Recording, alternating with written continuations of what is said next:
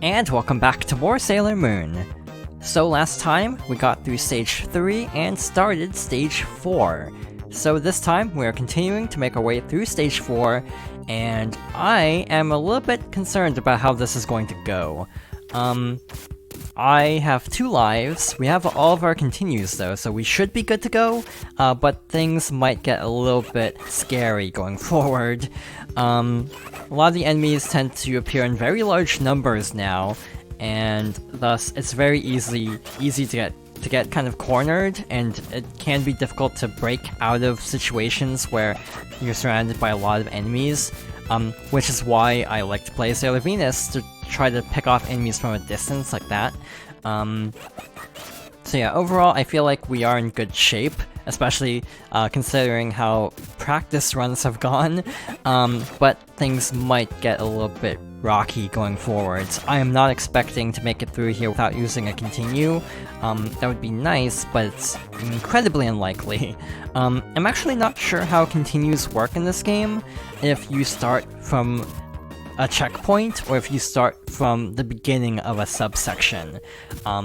So I assume if you actually do lose all of your lives and use a continue, it almost would not be a bad idea to, like, if you only have 1 life and you're at the start of a section, maybe lose that life on purpose just to have full lives going in. I also don't know if there's a life cap. I'm pretty sure you can get up to like 9 lives, but I feel like based on the amount of lives you can find around the stage, there aren't really any other places to get more than that, so since you also can't adjust the number of lives you start with, I assume it's 9 as the cap. One nice thing about the Genesis version, like I've mentioned before, is the ability to play all of the stages on the easiest difficulty, while on the Super Nintendo or Super Famicom version, technically, you're limited to only some of the stages. By the way, hug the right wall to avoid this obstacle. Oddly enough, this one is actually easier to dodge, I find. That's a bit backwards from how game design should be, where the easy obstacle is introduced first, and the tougher obstacle basically is second to try to test your knowledge of dealing with the first obstacle. But yeah, basically I don't like the SNES version, and games in general that do this, where you basically have to play on a specific difficulty to access the full game, because you get no way to practice. So even though I've actually not finished this game on normal, I've played enough of it on easy where I feel like I know basically the level layouts and a lot of the enemy patterns, so I can actually navigate some of the tougher areas without too much trouble, even without getting that far normal on my own time. And we should actually be at the boss already, if I'm not mistaken, just up this ramp and to the right.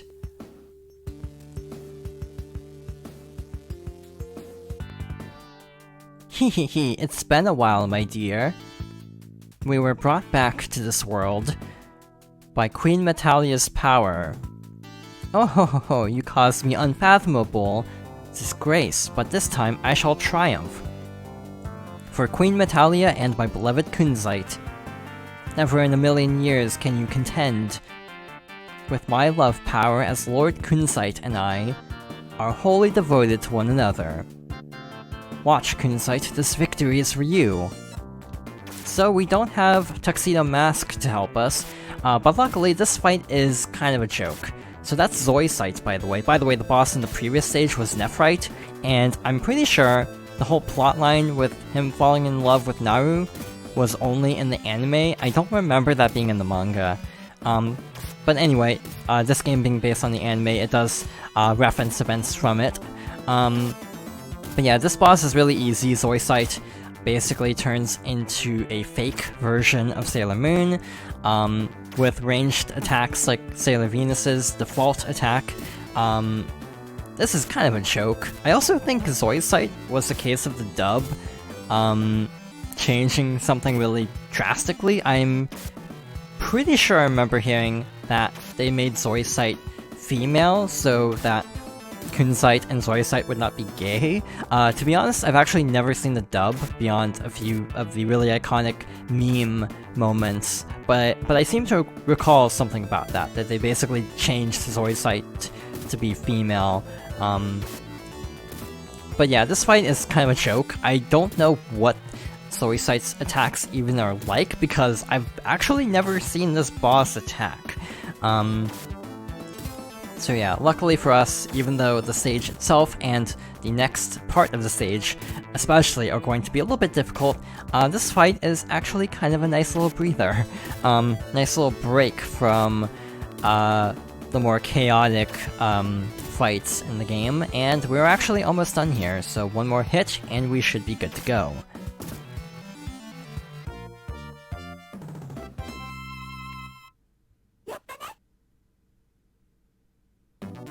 Alright, so despite getting the stage clear music, we're still not done with stage 5, or is this stage 4? This is stage 4.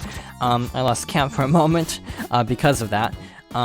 But yeah, we basically now are in the second part of stage 4 and have a ton of enemies to contend with. I don't know how to exactly deal with all of this without taking a ton of damage, so let's see how this goes. I feel like the basic gameplay works well for smaller encounters. Larger encounters tend to be a little bit tricky, partly because of limited mobility. It's kind of hard to maneuver when you have like tons of enemies crowding around the screen, and a relatively slow attack pattern. Sailor Venus in particular tends to have kind of slow attacks, because of using her chain instead of directly punching an enemy. I feel like her attacks are a little bit on the slow side, but I think it's worth the trade-off to have better range. We lost 1 life, which is not great, so that means we have to fight the boss of this area with only, at most, 2 lives, which I'm a little bit worried about. Hopefully there are a lot of healing items later on. But yeah, the dub of Sailor Moon is notorious for basically cutting out a lot of things to make it more, as they tried to deem it more kid-friendly, and in a lot of cases they really butchered a lot of character moments. The best known one, in terms of also another couple in the series that they didn't want to be gay, was Sailor Uranus and Sailor Neptune in the later season, Sailor Moon S. Which was a case of them just trying to downplay them being a couple, basically. Often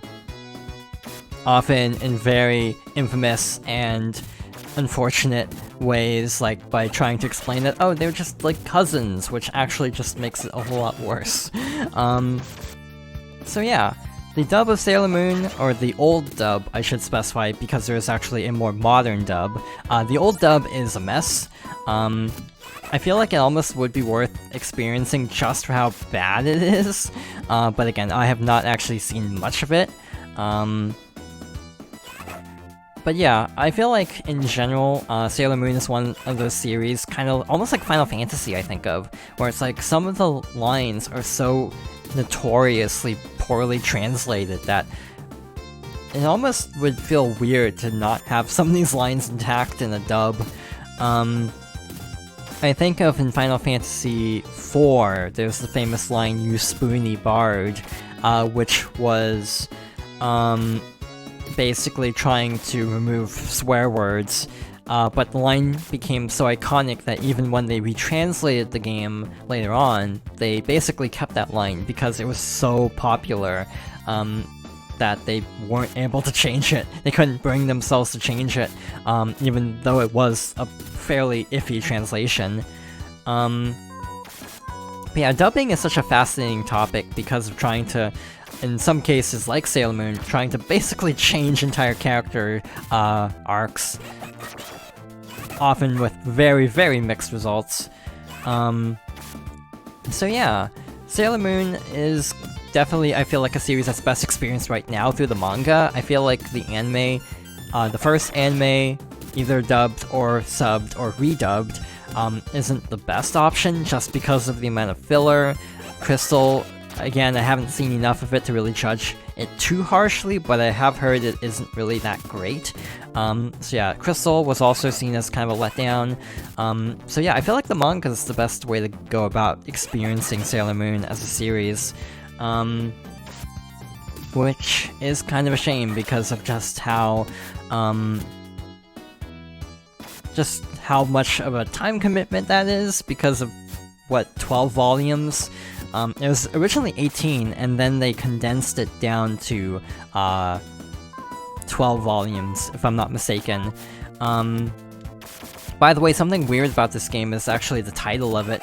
The title of the game is Bishoujo Senshi Sailor Moon, which is the Japanese name of the series, which usually translates now to Pretty Guardian Sailor Moon. Despite this game and the fan translation being fairly recent and actually using the current logo for the series, like the current American logo, it actually translates the title to Pretty Soldier Sailor Moon, which is what the series tended to be referred to as in terms of like translations. Honestly, even though Pretty Guardian is the official name, I prefer Pretty Soldier Sailor Moon because of the alliteration. Pretty Guardian just sounds a little bit clunkier by comparison. It's not a bad name by any means, but it definitely doesn't roll off the tongue as much as Pretty Soldier. But yeah, it is kind of interesting that this game kept the old name. We have almost no health, by the way. We have only 1 life, so we might be using a continue very soon, unless there's health. And I don't think we're getting any health. There it is, there's some health barely off screen. Not a full restore, but enough to get us through this fight, hopefully. So yeah, I need to also use specials more, especially right now, when the enemies are off screen. But yeah, Sailor Moon is one of those series that I feel like, in terms of the original anime, I have a ton of nostalgia for, but I also am kind of conflicted on it in terms of actual quality. I actually don't watch as much anime or read as much manga as I used to. Ever since college, I basically didn't have enough time to really commit to, like, watching like a 200 episode series or like reading a 12 to 18 volume series. So yeah, I kind of fell out of watching anime for a while even. So yeah, at some point I do still want to watch Crystal so I can form my own opinions on it, because some people do really stand by it as a good adaptation. Other people think it just has too many flaws. So I actually do want to see it for myself at some point. This definitely isn't the most exciting playstyle. I feel like I've talked about this before, but Sailor Venus's best moves being from a distance means there's a lot of standing in place and just firing attacks from off-screen, like so.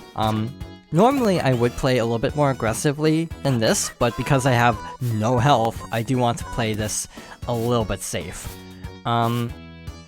We actually are getting close to the end. This is kind of a time limit of sorts. We have to break this wall before the ground collapses behind us, which is very scary because there's no indication of how close you are to breaking this, so I'm just mashing A and hoping for the best. There we go.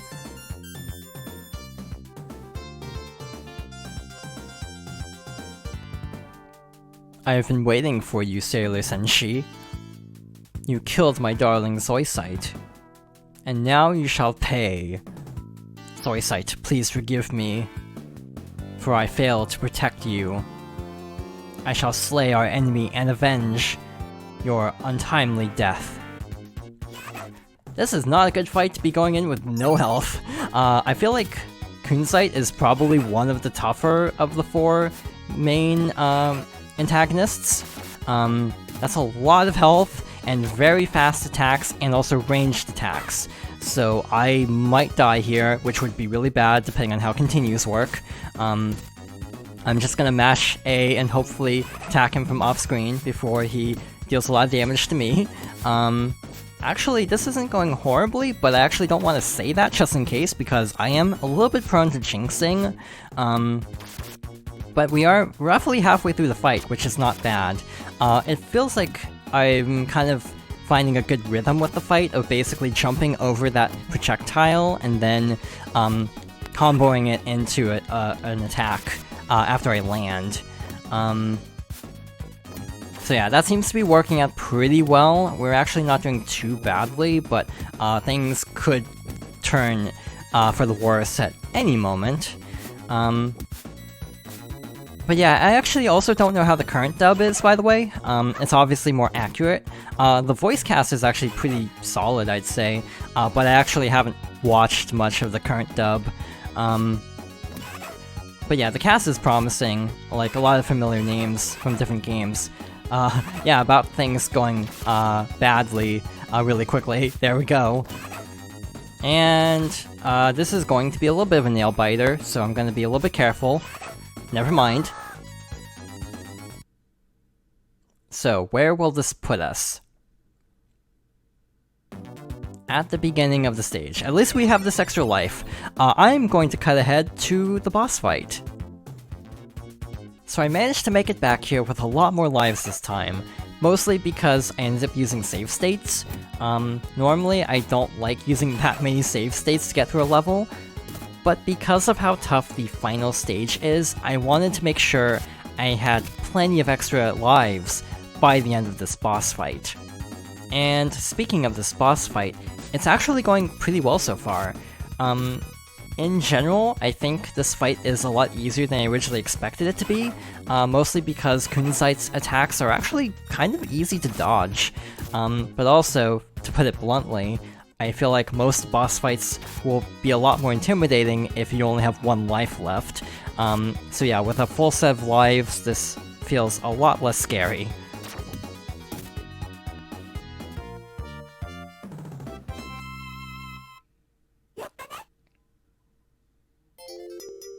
So because I used save states, I'm expecting a fairly good score this time. An A rank. By the way, something worth mentioning is that this is the first stage so far that Tuxedo Mask has not shown up in. In the previous stages, he gave us healing items, but in both boss fights of this stage, he was absent, which is kind of intriguing. In any case, we only have one more stage to go, which will be starting next time, so thank you for watching, and I hope you'll join me next time for more Sailor Moon.